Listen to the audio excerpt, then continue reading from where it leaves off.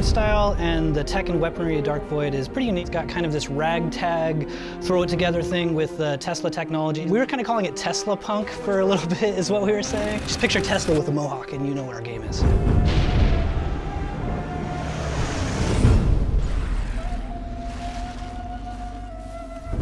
We've got sort of two different factions in this world. One of them is human-based. Then there's this super advanced civilization. So we've got weapons and technology that's just really based in late 1930s technology versus this super advanced stuff. What's fun in the game is, as Will, you get to pick up all this cool Tesla stuff, which is grungy, clunky, chunky, but awesome, and then also have access to this like clean alien stuff. Tesla's able to take a lot of this technology and expand upon it, use his own ingenuity to really, make it usable for humans. The jetpack is pretty much Tesla's, it's the pinnacle of his creation since his time in the Void. It starts out with more of a hover pack and then it evolves into a rocket pack.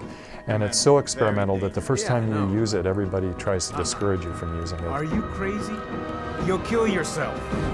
面白さにもなってますし、メカニカルな部分であったりとか、サイエンスフィクションの部分とかですね、そういう部分がすごく面白いのかなっていうふうに、それがやっぱダークボイドの空飛ぶ違いだと思いますね。I think the jetpack really does tie the look of both the futuristic sci-fi watcher stuff we've got going on and that retro Tesla stuff, because you've got the cool sleek forms and this really future thing going on, but then we've got big tubes and guns kind of just bolted onto the side of it and stuff. He can even hover and fire his own weapons in his hands, so the combination of those things pull him together into this sort of one-man army in the sky. I think it's the perfect fusion and probably one of the most iconic pieces of tech that you see in the game. Will's able to carry two weapons at a time, so if certain weapon combos open up certain fun events. So for example, we'll say Will is under fire by about 4 guys. Laying down a Watcher grenade, which is this expanding sphere of death, would pretty much pin down 2 or 3 of those guys with a quick hover pack jump to circumvent from the flank and then take out the rest. So what could have been 3 minutes of fighting, if you're quick, you can make a 15-second encounter and be moving on. Finding these fun combos, I think is going to be pretty fun for people. My favorite weapon is the disintegrator gun.